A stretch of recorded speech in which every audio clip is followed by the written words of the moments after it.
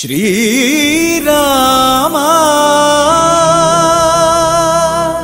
जय राम रघुराम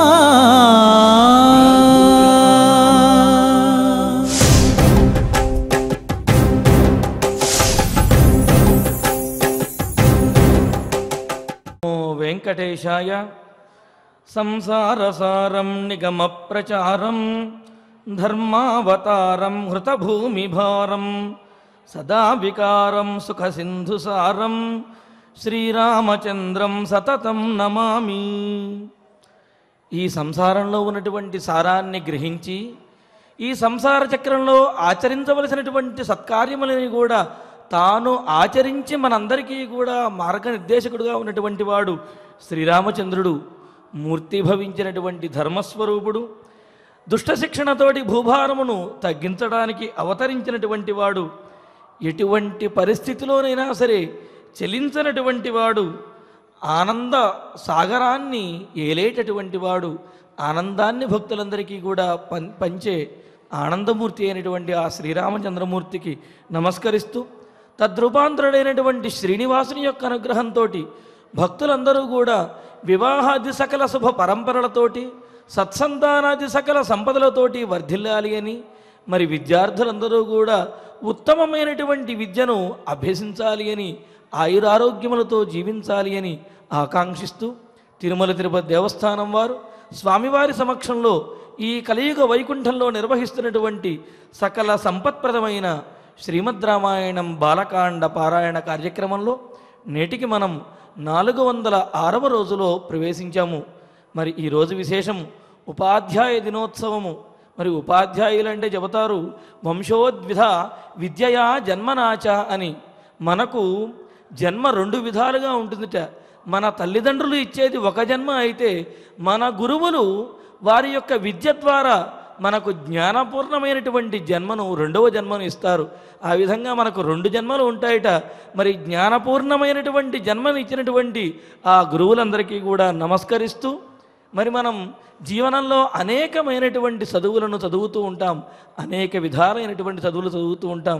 మరి అన్ని చదువులలోనూ సారభూతమైనటువంటి చదువు ఏది?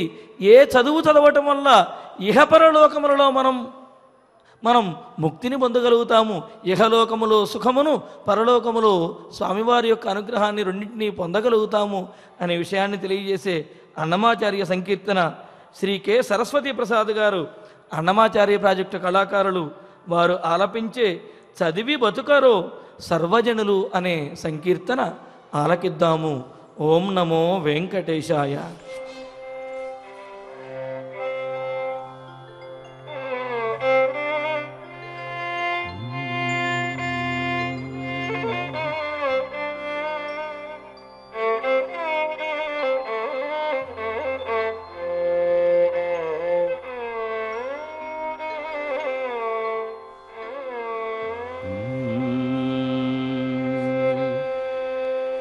చదివి బతుకరో సర్వజనులు మీరు,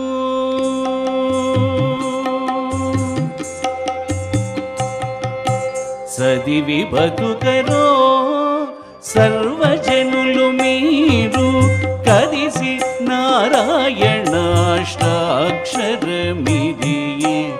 ఓం నమో నారాయణాయ. చదివి బతుకరో సర్వజనులు మీరు, కదిసి నారాయణాష్టాక్షరమిది. కదిసి నారాయణాష్టాక్షరమిది.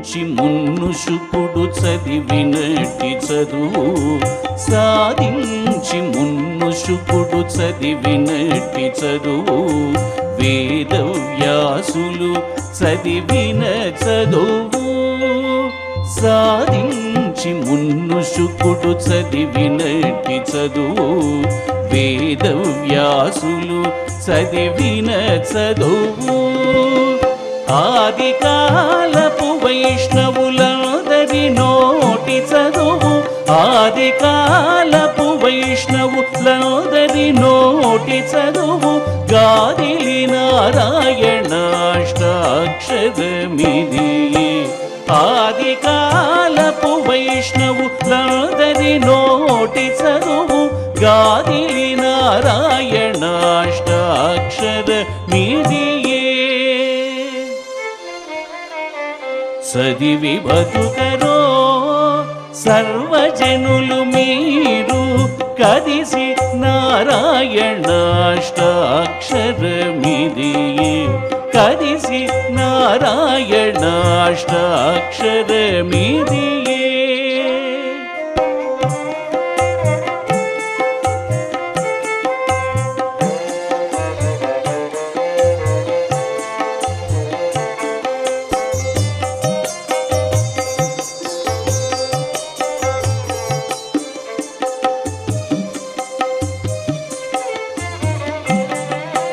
సతతము మునులెల్ల చదివినట్టి చదువు సతతము మునులెల్ల చదివినట్టి చదువు వెతతీరా బ్రహ్మ చదివిన చదువు సతతము మునులెల్ల చదివినట్టి చదువు వెతతీరా బ్రహ్మ చదివిన చదువు జతనమై ప్రహ్లాదుడు చదివినట్టి చదువు జతనమై ప్రహ్లాదుడు చదివినట్టి చదువు గతిగా నారాయణాష్టాక్షరమిది జతనమై ప్రహ్లాదుడు చదివినట్టి చదువు గతిగా నారాయణాష్టాక్షరమిది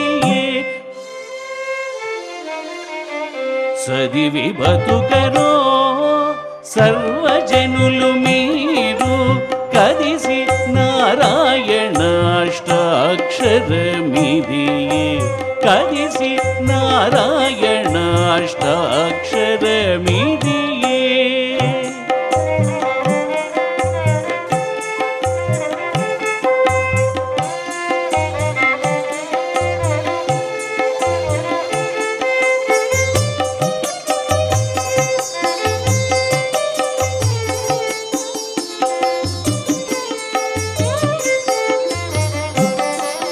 చలపట్టి దేవతలు చదివినట్టి చదువు చలపట్టి దేవతలు చదివినట్టి చదువు వెలయ విప్రులు చదివేటి చదువు చలపట్టి దేవతలు చదివినట్టి చదువు వెలయ విప్రులు చదివేటి చదువు పలుమారు శ్రీ వెంకటపతి నామమై పలుమారు శ్రీ వెంకటపతి నామమై భువి కలుగు నారాయణాష్టాక్షరమిది పలుమారు శ్రీ వెంకటపతి నామమై భువి కలుగు నారాయణాష్టాక్షరమిదియే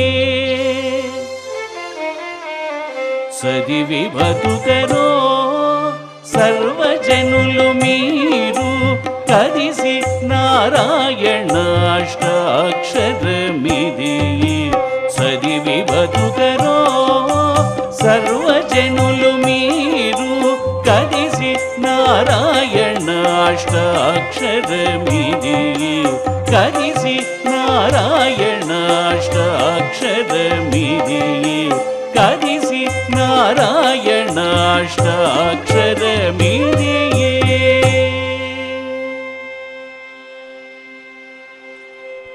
చదువులలో సారము భగవంతుని యొక్క వైభవాన్ని తెలుసుకోవటమే అనే విషయాన్ని చక్కగా అన్నమాచార్యులు వారు తెలియజేశారు. మరి చదువు యొక్క విద్య యొక్క గొప్పతనాన్ని అనేక మంది పండితులు, అనేక మంది ఋషులు, మునులు తెలియజేశారు. ఇది ఒక విశేషమైతే మరి రాక్షసుడైనటువంటి హిరణ్యకశిపుడు కూడా చదువు యొక్క మహిమను తన పుత్రునికి తెలియజేస్తున్నాడు. చదువనివాడు అజ్ఞుండగు చదివిన సదసద్వివేక చతురత కలుగున్ చదువగ వలయును జనులకు చదివించిన నార్యులొద్ద చదువుము తండ్రి అని ఆ ప్రహ్లాదునితోటి హిరణ్యకశిపుడు అంటున్నాడు. చదవకపోతే అజ్ఞానం కలుగుతుంది నాయన, చదివినట్లయితే కనుక ఏది మంచి ఏది చెడు అనే సదసద్వివేక జ్ఞానం అనేది కలుగుతుంది. కావున తప్పనిసరిగా చదవవలసింది, నిన్ను గురువుల దగ్గర చదివిస్తాను చదువుకో అని అంటే అప్పుడు ప్రహ్లాదుడు గురువుల వద్ద చదువుకుని తాను ఏం చదివాను అనే విషయాన్ని తెలియజేస్తున్నాడు. చదివించిన నను గురువులు చదివితి ధర్మార్థ ముఖ్య శాస్త్రంబులు నే చదివినవి గలవు పెక్కులు చదువులలో మర్మమెల్ల చదివితి తండ్రి అని చెప్పి అనేకమైనటువంటి శాస్త్రములు, అనేకమైనటువంటి విద్యలు నేర్పించారు. అంతెందుకు చదువులలో ఉన్నటువంటి సారమంతా కూడా గురువులు నాకు నూరిపోశారు అని అన్నారు. సరేనాయన, ఆ చదువులో ఉన్న సారమేమిటి తెలియజేయమంటే ప్రహ్లాడు అంటున్నాడు, కమలాక్షునర్చించు కరములు కరములు శ్రీనాథు వర్ణించు జిహ్వ జిహ్వ అని మొదలుపెట్టి దేవదేవుని చింతించు దినము దినము చక్రహస్తుని ప్రకటించు చదువు చదువు అంటూ చక్రహస్తుడైనటువంటి ఆ శ్రీ మహావిష్ణువు శ్రీమన్నారాయణుని యొక్క వైభవాన్ని తెలియజేసే చదువే చదువు అని ప్రహ్లాదుడు హిరణ్యకశిపునికి కూడా తెలియజేసినటువంటి వైభవం అన్నమాట. మరి ఆ విధంగా చదువు యొక్క గొప్పతనం ఇంత అని మనం చెప్పలేము. కేవలము దేవతలు మునులే కాదు, రాక్షసులు కూడా చదువు యొక్క మహిమను తెలుసుకున్నారు అంటే మరి మనము చదువుకి ఎంత విలువ ఇవ్వాలి, చదువు యొక్క గొప్పతనం ఎంతని మనం తెలుసుకోవాలి అనే విషయం మనకి సంకీర్తన ద్వారా తెలుస్తున్నది. మరి అటువంటి జ్ఞానప్రదాత అయినటువంటి ఆ వెంకటేశ్వరుని యొక్క అనుగ్రహంతో మన బాలకాండ పారాయణ కార్యక్రమాన్ని ప్రారంభించుకుంటూ శ్రీ గురుధ్యానపూర్వకంగా సమష్టిగా సత్సంకల్పం చేసుకుందాము. ఓం నమో వెంకటేశాయ. శ్రీ గురుధ్యానం. గురుర్బ్రహ్మ గురుర్విష్ణు గురుర్దేవో మహేశ్వరః గురుః సాక్షాత్ పరం బ్రహ్మ తస్మై శ్రీ గురవే నమః. శ్రీనివాస ధ్యానం శ్రీ వెంకటాచలాధీశం శ్రియాధ్యాసిత వక్షసం శ్రితచేతన మందారం శ్రీనివాసమహం భజే. అధ సంకల్పః శ్రీమదాదివరాహ క్షేత్రే విరాజమానస్య శ్రీ పద్మావతి జానేః అఖిలాండకోటి బ్రహ్మాండ నాయకస్య శ్రీరామచంద్ర రూపాంతరస్య భగవతః శ్రీ వెంకటేశ్వర స్వామినః సన్నిధౌ హనుమత్ సీతా లక్ష్మణ భరత శత్రుఘ్న పరివార సమేత శ్రీరామచంద్ర పరబ్రహ్మణః పరిపూర్ణానుగ్రహేణ అస్మిన్ భువనే అతిశీఘ్రమేవ విశూచికాక్రిమేః వినాశనార్థం భారతవర్షస్య అభివృద్ధౌ నిమగ్నానాం విద్యా విత్త వాణిజ్య కృషి వైద్య వైజ్ఞానిక దేశరక్షణాదిరంగేషు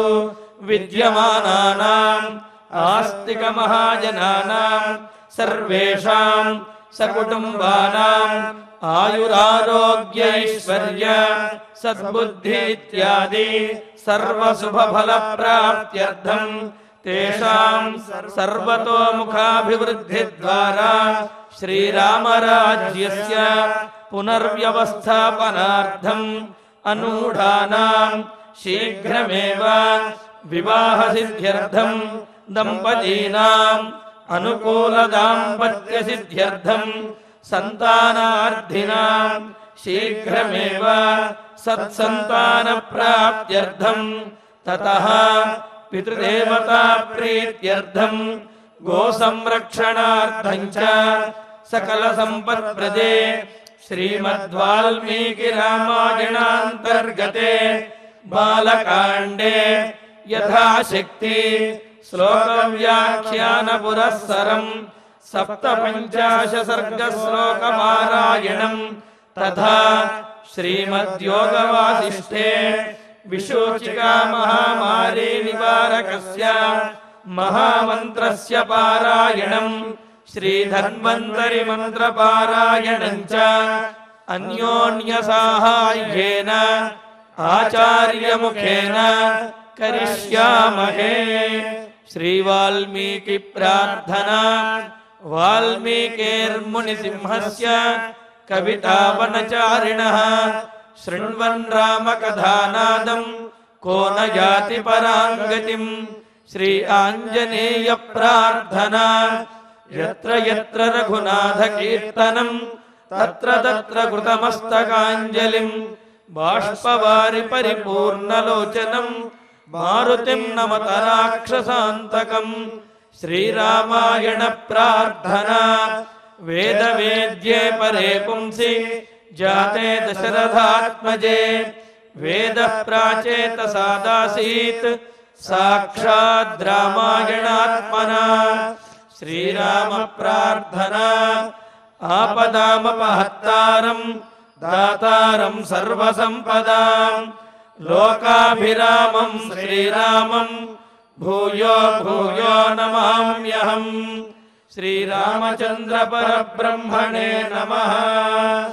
अथ श्रीमद् रामायणे बालकाण्डे 57 सर्गः। श्री गुरुभ्यो नमः। श्री वेंकटेश चरणौ शरणं प्रपद्ये। श्रीरामाय नमः।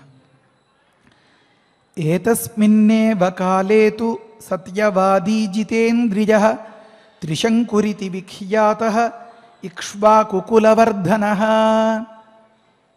విశ్వామిత్రుల వారు పడి లేచిన కిరటంలాగా తిరిగి మళ్ళీ పట్టుదలతో రాజర్షి పదము నుండి బ్రహ్మర్షి పదాన్ని పొందాలి అని ప్రయత్నం సాగిస్తూ ఉండగా అదే సమయంలో ఒకానొక సూర్యవంశ రాజు అయినటువంటి ఒక రాజుగారు, ఆ రాజుగారి అసలు పేరు వేరే. వాల్మీకి గురుగారు చాలా చమత్కారంగా చెప్తూ ఉంటారు అనుకున్నాం కదా. త్రిశంకురితి విఖ్యాత అని చెప్తున్నారు. త్రిశంకు అని చాలా పెద్ద పేరు మోసిన ఒక మహారాజు గారు ఉన్నారు. వారు ఇక్ష్వాకు కులవర్ధనుడు, సత్యవాది, జితేంద్రియుడు అన్నారు. నిన్నటి రోజున మనం ఇక్కడే ఆపుకున్నాం. ఏమనంటే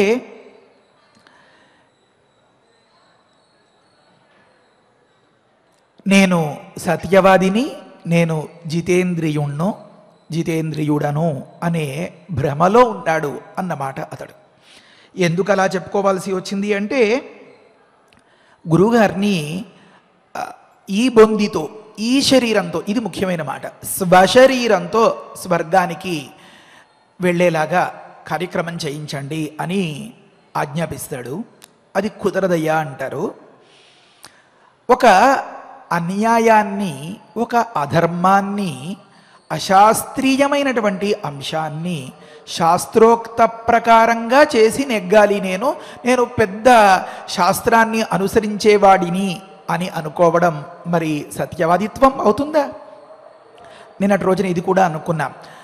గురువుగారు కాదంటే ఆ ఉబలాటం ఆపుకోలేక వారి పుత్రుల దగ్గరకు వెళ్ళిపోయి, వారు కాదంటే విశ్వామిత్రుల వద్దకు వెళ్ళిపోయి ఏదో ఒకలాగా అడ్డదారిలో, దొడ్డిదారిలో దీన్ని నెగ్గేయాలి అని అనుకున్నవాడు ఒక మాటలో ఉబలాటం ఆపుకోలేనివాడు జితేంద్రియుడు అనదగునా? కాదు. ఇతడు నేను సత్యం మాట్లాడుతున్నాను, నేను ధర్మం, న్యాయం అంటూ ఆ మాటలు వల్లెవేస్తున్నాడు అన్నమాట.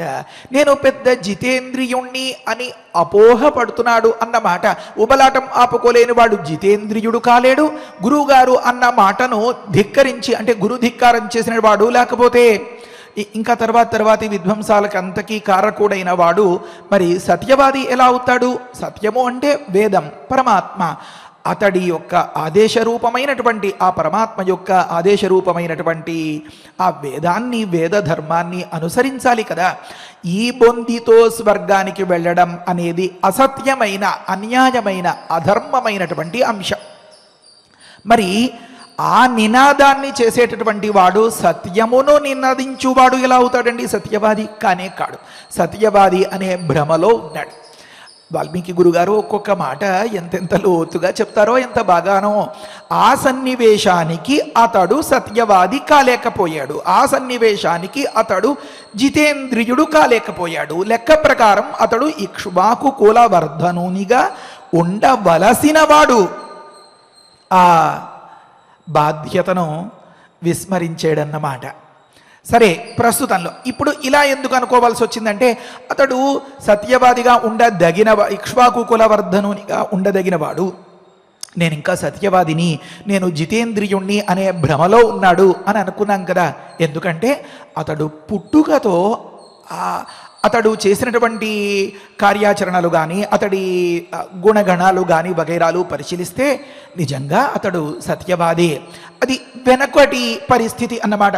అందుకనే నిఘంటువులో ఒక మాట చెప్తారు, త్రిశంకువు అనేది నామకరణం చేసినప్పుడు పెట్టినటువంటి పేరు కాదు అని చెప్పడం తాత్పర్యం. ఇప్పుడు అయితే త్రిధన్వ అని ఒక మహారాజు గారు, ఆ త్రిధన్వ అనే మహారాజు గారికి త్రయ్యారుణ అని ఒక మహారాజు గారు, వారి సంతతి.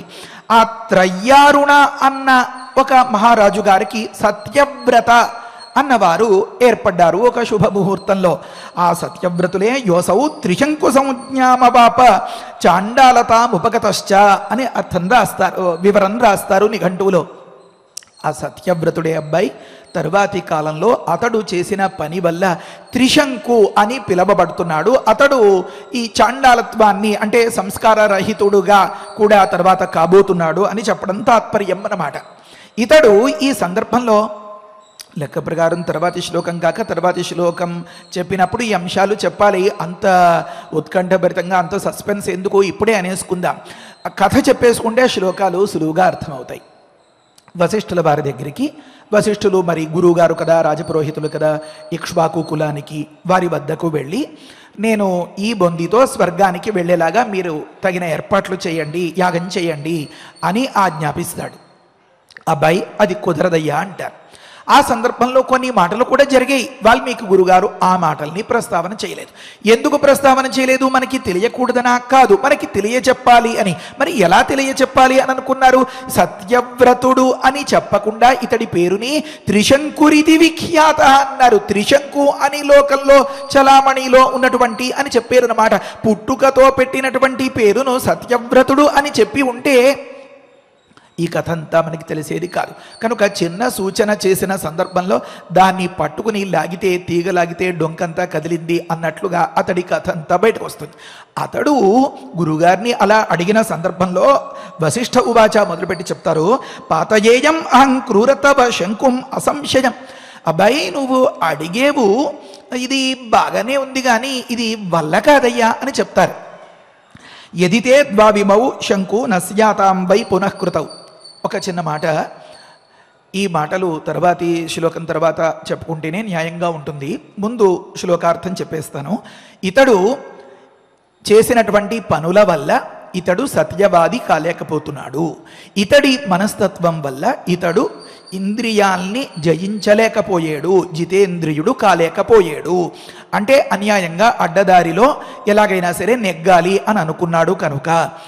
అయితే ప్రస్తుత శ్లోకంలో వాల్మీకి గురువు గారు త్రిశంకు పాత్రను తెర మీదకు తెచ్చేటప్పుడు ఎలా పట్టుకొస్తున్నారు అంటే, అయ్యా అతడు త్రిశంకు అని పిలవబడుతున్నాడు ఆ క్షణానికి, నేను ఇంకా సత్యవాదిని అని అనుకుంటున్నాడు, నేను జితేంద్రియుణ్ణి అని అనుకుంటున్నాడు. న్యాయంగా అతడు ఇక్ష్వాకు కులంలో ఆ ఉత్తమ లక్షణాలని వాటన్నింటినీ కూడా కాపాడి ఆ కుల ప్రతిష్టను, వంశ ప్రతిష్టను పెంచవలసిన వాడు, వృద్ధి చేయవలసిన వాడు, ఇక్ష్వాకు కులవర్ధనుడిగా ఉండదగిన వాడు అని చెప్తున్నారు అన్నమాట. తాత్పర్యం అది. అతడు ఇక్ష్వాకు కులవర్ధనుడే, అతడు సత్యవాదియే, అతడు జితేంద్రియుడే అని అనుకోవడానికి లేదు అని చెప్పడం కోసం ఈ కథంతా చెప్పాల్సి వచ్చింది. ఒకనొక అమావాస్య నాడు అర్ధరాత్రి ఏదో మనస్సుకి ఒకలా అనిపించి అంతకుముందు చేసినటువంటి తప్పులన్నింటినీ మరిచిపోయి వేషభాషలు మార్చేసి నేను ఈ రోజు నుంచి ఒక పెద్ద పలానా ఆచార్యునిగా లేకపోతే పలానా గొప్పవాడిగా చలామణి అయిపోవాలి అని చెప్పి 10 మందిని పిలిచి తప్పట్లు కొట్టించుకుంటే దండలు వేయించుకుంటే కథ జరిగిపోతుందా అండి? కాదు కదా. కనుక ఆ వృత్తాంతాన్నే ఇక్కడ చెప్పడం మొదలుపెట్టారు అన్నమాట. త్రిశంకు అంటే 3 దోషములు కలవాడు అని చెప్పడం. త్రీణి శంకుని వ్యతిక్రమాణి యస్య అని అక్కడ వివరం రాస్తారు. ఘోరాతి ఘోరమైన నేరం చేస్తే ఆ నేరాన్ని శంకు అని పిలుస్తారు అన్నమాట. ఒక నేరం కాదు, 3 నేరాలు చేసినటువంటి వ్యక్తిని త్రిశంకు అని పిలుస్తున్నారు అన్నమాట వాల్మీకి గురుగారు ప్రస్తుతంలో. అయితే తస్య బుద్ధి సముత్పన్న యజేయమితి రాఘవ తాని దృష్ట్వా యజేయమితి రాఘవ గచ్చేయం స్వశరీరేణ దేవానాం పరమాంగతిం అని అన్నారన్నమాట.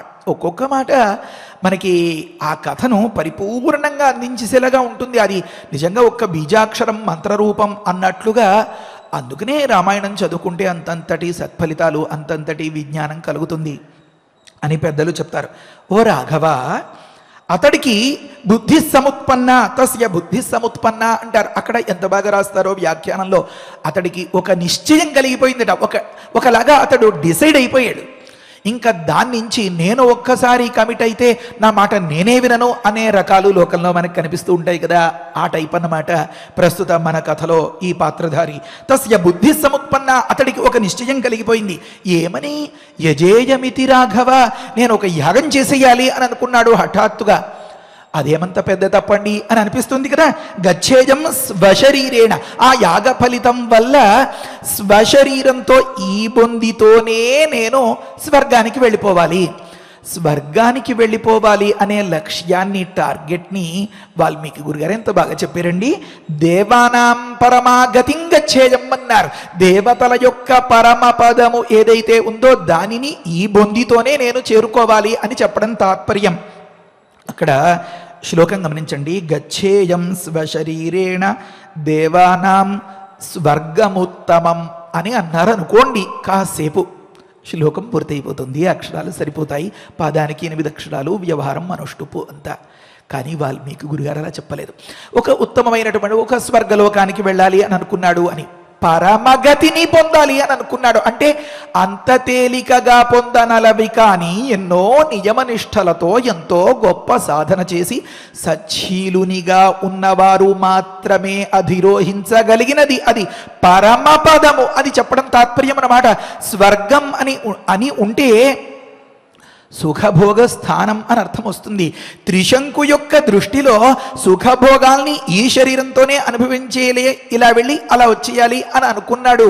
కానీ అది పరమగతిరా అబ్బాయి అనే విషయాన్ని గమనించలేకపోయాడు అని చెప్పడం తాత్పర్యం అన్నమాట. అంత సాధారణంగా, అంత ఈజీగా దక్కనటువంటిది అది. కనుక పూర్తి విరుద్ధమైనటువంటి కోరిక, తాను ఉన్నటువంటి స్థితికి తాను పొందాలి అని అనుకుంటున్నటువంటి ఆ చోటుకి ఏకాస్త పొసిగే వ్యవహారం కాదన్నమాట. కనుక గచ్చేయం స్వశరీరేణ, ఈ బొందితోనే నేను పరమాంగతి, దేవతల యొక్క పరమ పదము ఏదైతే ఉందో దానికి చేరుకుపోవాలి అని అనుకున్నారన్నమాట. ఇంతకు ముందు చదువుకున్న శ్లోకం ఏతస్మిన్నేవ కాలేతు సత్యవాది జితేంద్రియ, అక్కడ మొదలుపెట్టాం కదా మనం. ఆ తరువాతి శ్లోకం తస్య బుద్ధి సముత్పన్న యజేయమితి రాఘవ గచ్చేయం స్వశరీరేణ దేవానాం పరమాంగతిం అని కదా. ఈ 2 శ్లోకాలకి కలిపి అన్వయం చెప్పాలి. అలా అన్వయం చెప్తే ఏతస్మిన్నేవ కాలేతు అని ముందరి శ్లోకంలో తు అని ఒక మాట ఉంది కదా. ఆ శ్లోకాన్ని ఈ శ్లోకంలో తస్య బుద్ధి సముత్పన్న యజేయమితి రాఘవ గచ్చేయం అనే దగ్గర కలుపుకుని అర్థం చేసుకోవాలట. ఏమనంటే గచ్చేయంతు తుశబ్ద ఏవకారార్థ, గచ్చేయమేవ, నేను ఎలాగైనా సరే వెళ్ళి తీరాలి అని భీష్మించు కూర్చున్నాడు, మొండి పట్టు పట్టేసేడట. అలా నిశ్చయించేసుకుని అప్పుడు గురువుల్ని సంప్రదిస్తాడు అన్నమాట. తస్య బుద్ధి సముత్పన్న యజేయమితి రాఘవ గచ్చేయం స్వశరీరేణ దేవానాం పరమాంగతిం అని అన్నారు. ఆ సందర్భంలో తరువాతి శ్లోకం ఏమనుందంటే స వసిష్ఠం సమాహూయ కథయామాస చింతితం అశక్యమితి చాప్యుక్త వసిష్ఠేన మహాత్మన. ఒక్కొక్క మాట కాస్త సావధానంగా జాగ్రత్తగా గమనించాలి. ఏమనంటే లేడికి లేచిందే వేళ, తలుచుకున్నప్పుడే తాత పెళ్ళి అయిపోవాలి అని మన వాళ్ళు చెప్తూ ఉంటారు కదా. కొంతమంది ఉబలాటం లేకపోతే ఆత్రం ఆపుకోలేని వారి విషయంలో, అలాగా ఆత్రం పెళ్లి కొడుకులాగా ఈ త్రిశంకు అనేటటువంటి ఒకప్పటి సత్యవ్రతుడు అయినటువంటి ఇక్ష్వాకు కులవర్ధనుడిగా ఉండి ఆదర్శప్రాయంగా ఉండదగినటువంటి ఆ వ్యక్తి, నేను సత్యవాదిని కదా, నేను మరి జితేంద్రియుణ్ణి కదా, నాకేదైనా ఒక అభిప్రాయం వస్తే నేను అది గురువుగారిని ఆశ్రయించి కదా తీర్చుకోవాలి, నెరవేర్చుకోవాలి అని అనుకున్నాడట. అందుకని సవశిష్టం సమాహూయ వెంటనే తప్పట్లు కొట్టాడు. ఎవరక్కడ అన్నారు, వచ్చిన సేవకులతోటి వెంటనే గురువుగారిని రప్పించండి అని అన్నారు. గమనించాలి ఒక్కొక్క మాట. వశిష్ఠుల వారిని రప్పించాడు, దగ్గరికి రప్పించుకుని కథయామాస తన అభిప్రాయాన్ని చెప్పాడు. అక్కడ ఎంత బాగా రాస్తారో, చింతితం, అయ్యా ఇది నేను నిశ్చయం చేసుకున్నాను, దీనికి మళ్ళీ తిరగా బోర్లా లేదు, ఇది ఇలాగే జరిగి తీరాలి అని చెప్పేటప్పటికే వశిష్ఠుల వారు కిందికి పైకి చూసి ఒక్కసారి గమనించి పరిశీలించి, అశక్యమితి చాప్యుక్త, ఇది వల్ల కాదు, ఇది వీలు కాదు మహారాజా అని అన్నారట వశిష్ఠుల వారు. వశిష్ఠేన మహాత్మన, పరమ పూజ్యులైనటువంటి ఆ వశిష్ఠుల వారు ఈ రకంగా చెప్పేటప్పటికే మళ్ళీ ఇతను ఏం చేశాడు, ఆపుకోలేని ఆత్రం ఉన్నవాడు మరి అంతటితో ఆగిపోతాడా, నువ్వు కాకపోతే మరొకడు నిన్ను పుట్టించినవాడు అని అనుకుంటాడు. ఇతడు ప్రస్తుతంలో నువ్వు కాకపోతే నువ్వు పుట్టించిన వాళ్ళు అనుకుని వెళ్ళిపోతున్నాడు అన్నమాట. అంటే సశరీర స్వర్గ ప్రాప్తి అదేమంత అసాధ్యమైనది కాదండి, అది అసంభవం కాదు, ఇంపాసిబుల్ అనేది కాదు, సాధ్యమే. ఎందుకంటే వేదం కూడా చాలా సందర్భాల్లో చెప్తోంది. కొన్ని రకాల కథలను, కొన్ని రకాల ఘట్టాలని విన్న సందర్భంలో వారికి ఏ బాధలు ఏ తాపాలు లేకుండా ఈ బొందితోనే స్వర్గ ప్రాప్తిని కలిగించేంత సత్ఫలితం వస్తుంది అని చెప్తోంది వేదం. ఏమని, సాత్మాముష్మిన్ లోకే భవతి ఏవం వేద అని అశ్వమేధ ఘట్టంలో ఒక దగ్గర ఒక మాట ఉంది. ఒక విషయం చెప్పి ఎవరైతే ఈ ఘట్టాన్ని పరమశ్రద్ధగా వింటారో వారు అముష్మిన్లోకే అంటే స్వర్గలోకంలో సాత్మా భవతి, ఈ శరీరంతో సుఖాలు అనుభవిస్తారు అని అంతటి స్థితి వచ్చేస్తుందన్నమాట. దానికి అక్కడ భాష్యం రాస్తారు, సాత్మా సశరీర, పూర్వవృత్తమైనటువంటి ఈ శరీరాలతోటే అన్నట్లు ఒక తాత్పర్యం. ఇంతకంటే స్పష్టంగా ఉండే ఇంకొక మాట కూడా ఉంది. ఏమని, ఓం హిరణ్యం వా అగ్నేర్నాచికేతస్య శరీరం య ఏవం వేద సశరీర ఏవ స్వర్గం లోకమేతి అనుంది.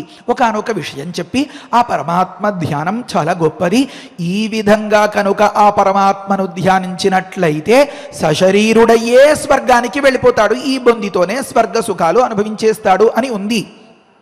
ఇంకా చెప్పుకోవాలి అంటే పాండవులు మహాభారత యుద్ధం అది అయిపోయిన తర్వాత వారు సశరీరులై స్వర్గానికి వెళ్ళినట్లుగా కూడా మనకి ఆధారాలు ఉన్నాయి కదా.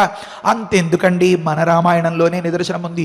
సుమంత్రుల వారు బ్రహ్మలోకంలో ఈ రథాన్ని తోలే సూతునిగా ఉండి ఆ వచ్చి వెళ్ళేటటువంటి సందర్భాల్లో దశరథ మహారాజు గారి దగ్గర ఏం చెప్పారు, మహారాజా నేను గతంలో బ్రహ్మసభలో మాట్లాడుకుంటున్నటువంటి మాటలు విన్నాను, నేను మీకు తప్పకుండా పిల్లలు కలుగుతారు అని చెప్పారు కదా. అంటే ఈ బొందితో స్వర్గానికి వెళ్ళడం రావడం అన్నది ఉంది. కానీ ప్రస్తుతంలో ఈ సత్యవ్రతునిగా పుట్టి సత్యవ్రతుడై ప్రస్తుత కాలంలో అరాచకాల వల్ల త్రిశంకుగా 3 మత్సలు ఏర్పరచుకున్నటువంటి ఇతడికి శక్యం కాదన్నమాట. అయితే తొందరలో ఆవేశంలో ఉండేటటువంటి వ్యక్తికి ఆలోచన చచ్చిపోతుందండి. ఆ ఆలోచన లేని సందర్భాల్లో ఓర్ని నువ్వు ఇంతేనా అని అవతలవాడి మీద చాలా తేలిక భావం కలుగుతుందండి. హృష్టో దృప్యరి దృప్తో ధర్మమతిక్రామతి ధర్మాతిక్రమే ఖలు పునర్నరక అంటారు చాణుక్యులు. అంటే ఈ ఆశాభంగం అయ్యేటటువంటి సందర్భాల్లో సరే తప్పుకు నేను ఇంకొకరిని వెతుక్కుంటాను అనిపించేస్తుంది. అవతలవాడి మీద తేలికగా ఆ చిన్న చూపు వచ్చేస్తుంది. అలా వచ్చేసిన సందర్భంలో వశిష్ఠుల వారు చెప్పినటువంటి ఈ మాటను వశిష్ఠుల యొక్క చేతకానితనం అని అనుకున్నాడట అతడు. అశక్యం అనేటప్పటికీ వీలు కాదు అంటే ఓహో ముసలాయన కదా, విషయాలు వ్యవహారాలు అన్నీ మరిచిపోయారు. ఏనాటి కాలం వాళ్ళు కాస్త యంగ్స్టర్గా ఉండేవాళ్ళు అయితే మనం చెప్పిన దానిని వెంటనే నెరవేర్చేస్తారు అని చెప్పి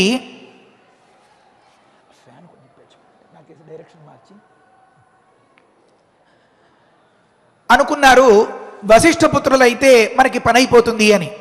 నిజంగా చెప్పాలి అంటే ఒక ఫలహారాల శాలకు వెళ్ళి వేడివేడిగా సాంబారు తెచ్చిపెట్టు అంటే టైం పడుతుంది అన్నాడు అనుకోండి, బేరర్ అంటారా అతన్ని? అతడు పర్వాలేదు వెయిట్ చేస్తాను అంటాడు అనుకోండి. ఇతడు ఏమని తాత్పర్యం, నేను చెప్పింది తేవడానికి కాదు తాగడానికి. అప్పుడు యువతల వాడు అంటాడు ఉఫ్ ఉఫ్ అని ఉదుకుని తాగుతాను లేవయ్యా నువ్వు పట్టరా అని. ఆ పట్టుకొచ్చిన తర్వాత ఏం జరుగుతుందో చాలామందికి కథ తెలిసిందే. అందరికీ కనెక్ట్ అవ్వడం కోసం ఒక చిన్న ఉదాహరణ.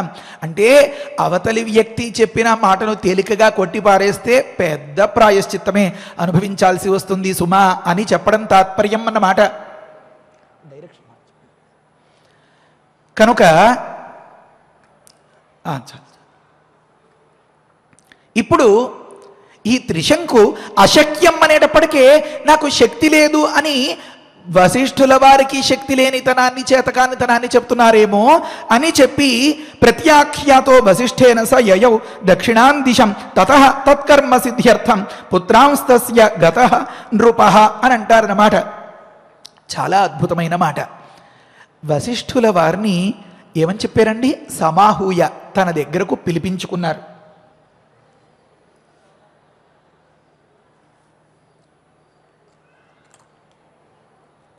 మరి వశిష్ఠుల పుత్రుల వద్దకు తాను స్వయంగా వెళ్ళాడు. ఎప్పుడైతే వశిష్ఠుల వారు ఒక ఆప్షన్, ముఖ్యమైన ఆప్షన్ అని అనుకున్నారో, వారి దగ్గర ఈ పని నెగ్గలేదో, అప్పుడు సెకండ్ ఆప్షన్కి వెళ్ళేటప్పటికే కాస్త దిగొచ్చారనమాట. చాలా అద్భుతమైన మంచి మాటలు, 3 మాటలు ఉన్నాయి ఇక్కడ. ప్రత్యాఖ్యాతో వశిష్ఠేన, వశిష్ఠుల వారు కాదు పొమ్మన్నారు. ప్రత్యాఖ్యానం అంటే కాదు పొమ్మనడం, నిరాకరించడం అని అర్థం అన్నమాట. వశిష్ఠులు చేతకాక నిరాకరించారు అని అనుకుని సయయౌ దక్షిణాం దిశం, ఈ చెడిపోయే వాళ్ళందరూ ఈ బాటే పడతారో ఏమో, యమపురికి మార్గం అన్నట్లుగా. తతః తత్కర్మ సిద్ధ్యర్థం పుత్రాంస్తస్య గతో నృప అని అంటారు. ఆ వశిష్ఠుల చేత ఇలా నిరాకరింపబడినటువంటి ఆ త్రిశంకువు సహా ఇప్పుడు ఒక గొప్ప మాట. సత్యవ్రతుడు అని అనొచ్చుగా, లేకపోతే త్రయ్యారుణ అన్న ఆయనకి సంతతి అని బోల్డ్ సార్లు అనొచ్చుగా. మన రామచంద్రమూర్తిని గురించి చెప్పేటప్పుడు దాశరథి అని ఎన్నిసార్లు చెప్తారండి తండ్రి మాటతోటి. కానీ అలా చెప్పలేదు. సహా అని చెప్పడంలో ఉంది అంతరార్థం అంతా. ఇలాంటి బ్యాడ్ హిస్టరీ అంటారు కదా, బ్యాక్గ్రౌండ్ అంతా, బయోడేటా అంతా చాలా చండాలంగా ఉన్న సందర్భంలో అతడు దక్షిణ దిక్కుకి వెళ్ళాడు. తతః తత్కర్మ సిద్ధ్యర్థం పుత్రాంస్తస్య గతో నృపః చెప్తారు. ఆ వశిష్ఠ మహర్షి యొక్క పుత్రుల వద్దకు వెళ్ళాడు. ఎందుకని? తతః, ఇది ఒక ముఖ్యమైన మాట. ఏమని? ఈ బొందితోనే స్వర్గానికి వెళ్ళాలి అనే ఉబలాట పడుతూ ఉన్న కారణంగా తత్కర్మ సిద్ధ్యర్థం, ఈ బొందితోనే ఈ స్థితిలోనే స్వర్గానికి చేర్చేంతటి ఫలితాన్ని ఇచ్చే తత్కర్మ సిద్ధ్యర్థం అన్నమాట. ఈ సర్వనామ శబ్దాల్లో ఉండే అంతరార్థాలే ఇంత అద్భుతంగా ఉంటాయి. పెద్ద పెద్ద అర్థాలని చిన్ని మాటల్లో కూడా చెప్పేయచ్చు. తతః తత్కర్మ సిద్ధ్యర్థం పుత్రాంస్తస్య గతో నృపః అని అన్నారన్నమాట. అక్కడ రాస్తారు, అశక్యత్వ కథనపూర్వకం ప్రత్యాఖ్యాన బీజం ప్రసిద్ధం త్రిశంకుత్వమేవ ఇది పురాణేషు ప్రసిద్ధం అని అంటారు. కాదనడంలో, వశిష్ఠులు కాదనడంలో అంతరార్థము ఇతడికి ఉన్నటువంటి త్రిశంకుత్వమే. ఆ వశిష్ఠుల వారు ఒక్కసారి అలా చూసేటప్పటికే ఎలా అయితే నేర పరిశోధకుల చూపు తప్పుల మీదే పడి ఇతడు మంచివాడా చెడ్డవాడా అని వెంటనే పసిగట్టేస్తుందో ఆ చూపు, ఆ రకంగా వశిష్ఠుల వారు ఒక్క మాట, ఎక్కువ మాటలకి అవకాశం లేకుండా కుదరదబ్బాయి అని చెప్పేశారన్నమాట మర్యాదగా. అయితే మన వాళ్ళు ఏం చేస్తారండి, ఏదో లోన్ కావాలనుకోండి, ఓ బ్యాంకు వెళ్తారు, అంతా వివరిస్తారు, చాలా కష్టాల్లో ఉన్నామంటారు, అలా అంటారు, ఇలా అంటారు, మీ బ్యాంకు ఎంతో గొప్పదని మీ దగ్గరకు వచ్చాను అని అంటారు. వాళ్ళు ఫైల్ అంతా పైనుంచి కిందకి చూసి, అబ్బాయి ఇది లాభం లేదు అని అన్నారు అనుకోండి, నువ్వు కాకపోతే ఇంకోడయ్యా నీ లెక్కే ఉంది అనిపించేసి ఇంకో బ్యాంకుకి బయలుదేరుతారు. ఆ బ్యాంకులో కూడా కాదు, ఇంకో బ్యాంక్, అది కూడా కాదనుకోండి, ఏ వడ్డీ వ్యాపారస్తులను ఆశ్రయించారనుకోండి, అక్కడికి వెళితే వెళ్ళగానే పని అయిపోయినట్లు కనిపిస్తుందండి. కానీ తరువాతే బతుకంత తలకిందులైపోతుంది. ప్రస్తుతంలో త్రిశంకు కూడా ఈ మాదిరిగానే ఒక తప్పుడు లెక్కలు చూపించిన ఆ ఫైల్ పట్టుకుని నేను న్యాయంగా మంచి ప్రసిద్ధమైనటువంటి బ్యాంకులో లోన్ తీసుకుందుకు వచ్చాను అని చెప్పినట్లుగా అనుకున్నాడు. ఆ కథ సాగలేదు. అతని పిల్లల వద్దకు వచ్చాడు. వచ్చేటప్పటికే అక్కడి సన్నివేశం ఎలా ఉంది అంటే వాసిష్ఠా దీర్ఘతపస తపః యత్ర హి తేపిరే త్రిశంకు సుమహాతేజా శతం పరమభాస్వరం వసిష్ఠపుత్రాన్ దదృశే తప్యమానాన్ యశస్వినః. వారంతా కూడా సుదీర్ఘమైనటువంటి తపస్సు చేసుకుంటున్నారట. ఎంతో నియమనిష్టలతో, అసలు మూసిన కన్ను తెరిచే ప్రసక్తే లేదు. ఆ ఆత్మానుసంధానం చేసుకుంటూ ఆ పరమానందాన్ని పొందుతూ, గతంలో మనం భర్తృహరి గారి చెప్పినటువంటి ఒక మాట అనుకున్నాం కదా, ఏమని? ఆనందాశ్రుకణాన్ పిబంతి సతతం నిశంకమంకేశయా అని.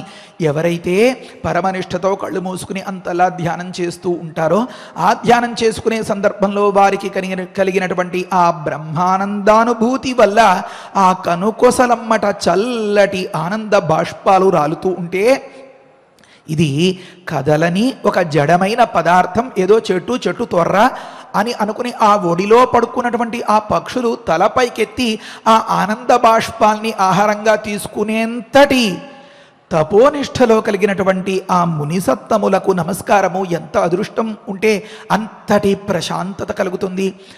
రాజుగా ఉండదగిన వ్యక్తికి, ఒక బ్రహ్మవేత్తగా ఉండదగిన వ్యక్తికి ఉండే అంతరమే ఇది కదా. ఈ పాలకుడుగా ఉండదగిన వాడు ఉండేవాడు బహిర్ముఖునిగా ఉండాలి. ఈ బ్రహ్మవేత్తగా ఉండదగిన వాడు అంతర్ముఖునిగా ఉండాలి. దీనికి చాలా వ్యత్యాసం. రాబోయే సర్గల్లో ఆ మాటలన్నీ అనుకుందాం. సరే, ప్రస్తుతంలో వారంత నిష్ఠగా అంత గొప్పగా తపస్సు చేసుకుంటున్నారట. ఎలాంటి తపస్సు అండి అది? పరమభాస్వరం. వారి యొక్క తపోమహిమ వల్ల ఆ పరిసరాలన్నీ కూడా దేదీప్యమానంగా వెలిగిపోతున్నాయట. తాను అంతవరకు చూసిన మొక్కలు వేరు, అక్కడున్న మొక్కలు వేరు. తాను అంతవరకు పరిశీలించినటువంటి పువ్వులు వేరు, అక్కడున్న పువ్వులు వేరు. తాను అంతవరకు ఆఘ్రానించినటువంటి ఆ పరిమళం వేరు, అక్కడ ఉన్నటువంటి ఆ పరిమళం వేరు. తాను అంతవరకు తిన్నటువంటి పళ్ళు కాయలు వేరు, అక్కడ దొరుకుతున్నటువంటి ఆ పళ్ళు కాయలు ఆ రుచులు వేరు. ఇలా ప్రతి ఒక్కటి లోకంలో ప్రసిద్ధమైన వస్తువే అయినా తాను ఇంతకు మునుపెన్నడూ చూడనంతగా ప్రభావితమైపోయినటువంటి, అంటే ఆ ప్రకృతిని ప్రభావితం చేసినటువంటి పరమభాస్వరమైనటువంటి తపస్సు చేస్తున్నారట. ఆ చోటికి వెళ్ళారట వాసిష్ఠా దీర్ఘతపస తపః యత్ర హి తేపిరే. ఏ చోట్లో అయితే వారు తపస్సు చేసుకుంటున్నారో వారి గురించి చెప్పడమే దీర్ఘతపస. ఒక మాట చెప్పారు, సుదీర్ఘకాలం తపోనిష్టలో ఉన్నారు. వారిని చూస్తే తెలుస్తూ ఉంటుందన్నమాట. ఏమనంటే, ఒక సామెత చెప్తారు. ఒక ఆయన, నేను పగలు భోంచేయనండి, చాలా నిష్ఠగా ఉంటాను అని అన్నాడట. అయ్య బాబోయ్, భోంచేయకుండా ఎలా ఉంటారండి అని అందరూ ఆశ్చర్యపోతున్నారట. అతడి తీరు బాలకం అంతా చూసి ఆ పక్క ఆయన ఎవడో అన్నట్ట, ఒరేయ్, పగలకి రాత్రికి సరిపడగా 2 పూటలది రాత్రి తినేస్తాడు రా వీడు అని చెప్పారట. అంటే అంతటి బలిష్టంగా దృఢకాయుడుగా ఉండి, అబ్బే నేను పగలేం తిన్నండి అని అంటే, దేవదత్తో దివా నభుంక్తే అన్నారట. దేవదత్తుడు ఒకానొకడు పగలు దివా అంటే పగలు నభుంక్తే తినడు అంటే రాత్రౌ భుంక్తే అని అర్థం. ఎందుకని? అతడంత బలిష్టంగా కండలు తిరిగి ఉన్న సందర్భంలో. అలా ఇప్పుడు ఇక్కడ వశిష్ఠపుత్రుల్ని పరిశీలిస్తే చిక్కిశల్యమైపోయి ఎముకల గూడులాగా ఉన్నటువంటి ఆ యౌవన ప్రాయంలో ఉన్నటువంటి ఆ పిల్లలు కూడా, ఆ ముని బాలకులు కూడా అలా కనిపించేటప్పటికే అర్థమైపోతుంది ఏమని? దీర్ఘతపస. సుదీర్ఘకాలం తపోనిష్టలో ఉండి ఏ ఆహారాదులు, విషజ సుఖాలు వీటి మీద పెద్దగా మనసు పారేసుకున్నటువంటి వ్యక్తులు కాదు వీరు అని అన్నమాట. వాసిష్ఠా దీర్ఘతపస తపః యత్ర హి తేపిరే. ఏ స్థలంలో అయితే తపస్సు చేశారో అక్కడికి వెళ్ళారట. ఈ త్రిశంకు అన్నవాడు చెప్తున్నారు, ఎంత బాగా చెప్పారో ఆ సన్నివేశం మనకు చూపించేస్తారు. సుమహాతేజా, తండ్రి గారు కాదంటే ఏమి, నాకు ఇక్కడ పని అయిపోతుంది అని అంటే ఏమి తాత్పర్యం? మహారాజంతటి వాడు స్వయంగా తరలి కదిలి వచ్చి అర్థించాడు, అంజలి ఘటించాడు, మనకి పాద నమస్కారాలు చేసాడు అంటే ఇది పెద్ద పదవి. నాన్నగారు ఉన్నంతకాలం మనకి ఈ పురోహిత పదవి రానే రాదు, పౌరోహిత్య పదవి. నాన్నగారిని కాదని ఇప్పుడే మనకి హఠాత్తుగా 3-4 అంచెలు దాటి ప్రమోషన్ పొందినట్లుగా వచ్చేస్తోంది అని సంబరపడిపోయి దగ్గరికి వచ్చి వంగి దండం పెడితే లొంగిపోతారు అని భ్రమపడ్డాడనమాట. ఆ భ్రమలో ఉన్నవాడు ఇంకేముంది నా పని అయిపోయింది అన్నట్లుగా ఒక దాన్ని అనుభవించాలి అన్నప్పుడు అన్యాయమైన మార్గంలో ఎలా అయితే మురిసిపోతూ పరమానందంతో వెళ్తూ ఢామ్మని హఠాత్తుగా బోర్లా పడిపోతాడో ఆ బోర్లా పడిపోయే ఘట్టం తరువాతి మాటల్లో వస్తుంది. ప్రస్తుతం ఈ సంబరాలతో ఉన్నటువంటి త్రిశంకుని చూపిస్తున్నారు వాల్మీకి గురుగారు. సుమహ తేజ, ముఖం ఆనందంతో ఇప్పుడే స్వర్గానికి వెళ్ళిపోయినంత ఆనందం కలిగిపోయిందన్నమాట. ఆ వశిష్ఠపుత్రుల్ని చూసేటప్పటికే త్రిశంకు. ఏమండి ఇక్కడ అతడి అసలు పేరు చెప్పచ్చు కదా, చెప్పలేదు. 3 నేరాలు చేసి ఏ రకంగానూ అర్హత లేని నేను అలాంటి వాడు, నేను న్యాయబద్ధంగా గురువుల్ని పురోహితుల్ని ఆశ్రయించి యజ్ఞం చేసి యజ్ఞ ఫలంతో ఈ బొందితో స్వర్గానికి వెళ్ళాలి అని అనుకుంటున్నటువంటి అమాయకుడు అన్నట్లుగా అర్థం అన్నమాట. త్రిశంకు సుమహాతేజా, ముఖం ఆనందంతో నాకు ఇంకా కార్యం సిద్ధించేసినట్లే అని ఆనందం స్పష్టంగా కనిపిస్తూ ఉండగా అక్కడికి వెళ్ళాడు. వశిష్ఠపుత్రాను దదృశే, ఆ వశిష్ఠపుత్రుల దర్శనం చేశారు. చేసేటప్పటికే వారు ఎలా ఉన్నారంటే పరమభాస్వరమైనటువంటి ఆ తపస్సు చేసుకుంటూ ఉన్నారు. ఆ తప ప్రభావం వల్ల ఆ ప్రకృతి పరిసరాలు అన్నీ కూడా ప్రభావితాలు అయిపోయాయి అన్నమాట. ఆ సందర్భంలో చెప్తారు, శోభిగమ్య మహాత్మాన అని పాఠం తర్వాతి శ్లోకం. ఎవరో దిద్దేసి ఉంటారు పొరపాటుని మహాత్మన అని. ఒక మాట, శోభిగమ్య మహాత్మాన సర్వానేవ గురోస్సుతాన్ అభివాద్యానుపూర్వ్యేణ హ్రియా కించిదవాంగ్ముఖ అబ్రవీత్ సుమహాత్మాన సర్వానేవ కృతాంజలి. ముఖ్యమైన మాట, శోభిగమ్య మహాత్మన అక్కడి మాట అంతే. తరువాతి మాటలో మహాత్మానః అని, మహాత్మానః అనేది ద్వితీయాంతం, కాస్త సంస్కృతం పరిచయం ఉన్న వాళ్ళందరికీ కూడా బాగా తెలుస్తుంది. అదేంటండి, మొదటి మాటలో శోభిగమ్య మహాత్మనః సర్వానేవ గురోస్సుతాను అన్నప్పుడు ఇలా ఉంది కదా, మరి తర్వాతి కూడా అలాగే ఉండాలి కదా, లేదా 2 పాఠాలు ఇదే అనడం ఇంకా సబబు.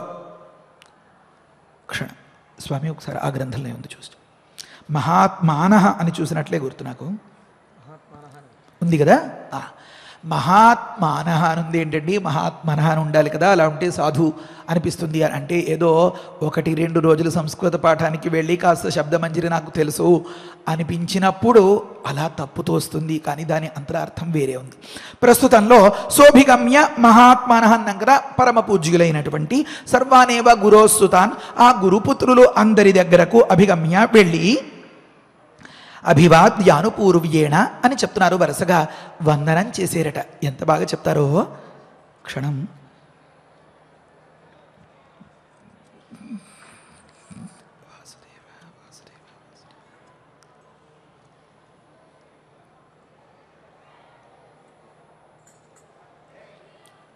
ఇలా మొదలుపెట్టేటప్పటికీ అలా సమయం అయిపోతే ఇంకెలాగండి, మనకి కనీసం 1 గంట గంటన్నరైనా చెప్పుకున్నా కూడా ఒక్కొక్క ఘట్టం సస్పెన్స్ లేకుండా పూర్తి కాదేమో అని అనిపిస్తుంది.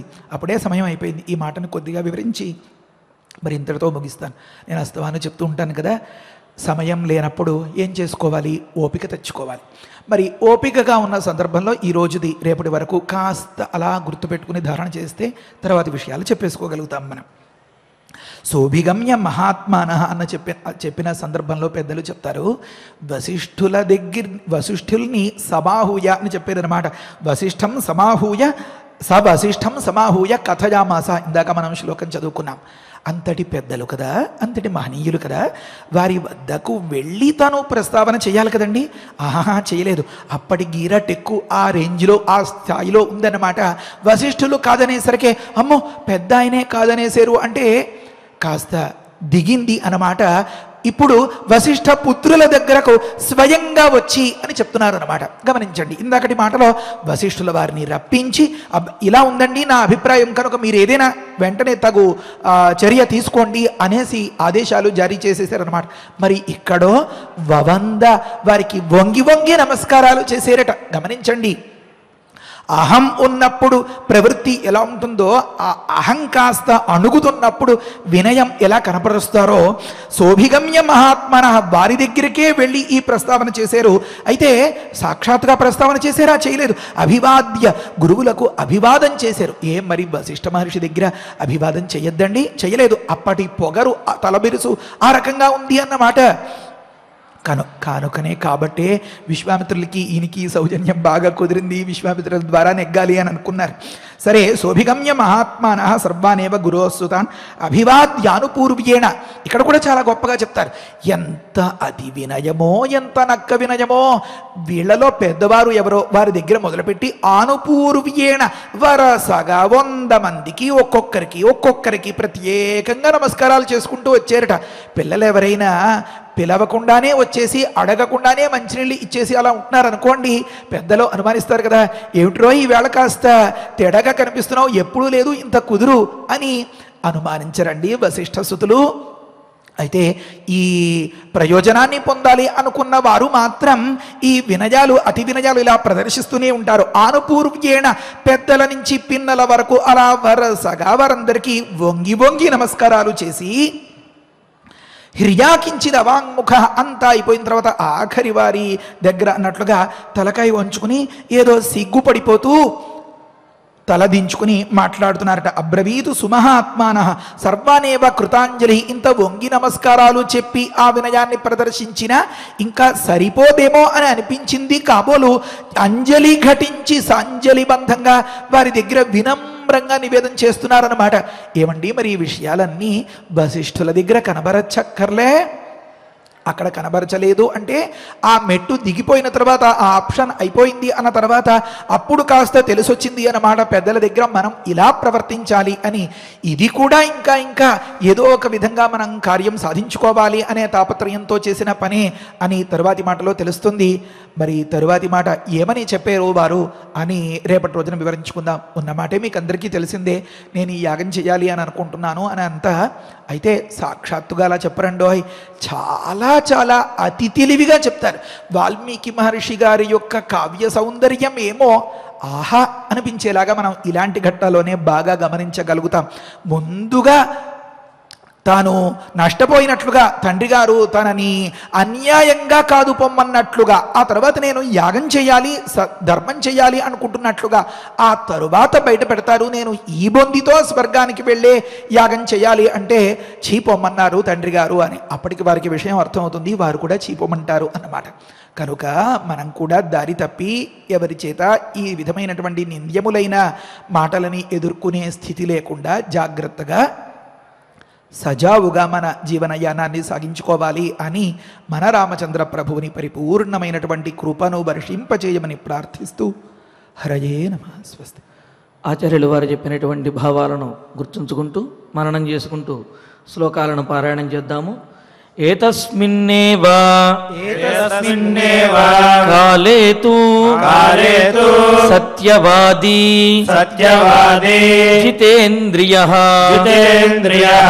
త్రిశంకురితి విఖ్యాతః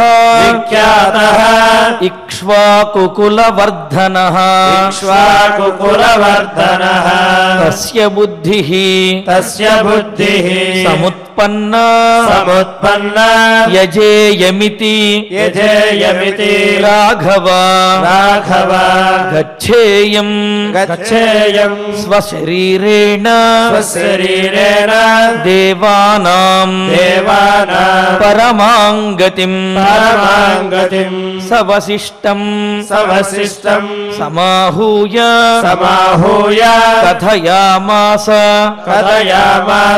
చింతితం అశక్యం ఇతి చాప్యుక్తః వసిష్ఠేన మహాత్మనా ప్రత్యాఖ్యాతః వసిష్ఠేన సయయౌ దక్షిణాం దిశం తతః తత్కర్మ సిద్ధ్యర్థం పుత్రాంస్తస్య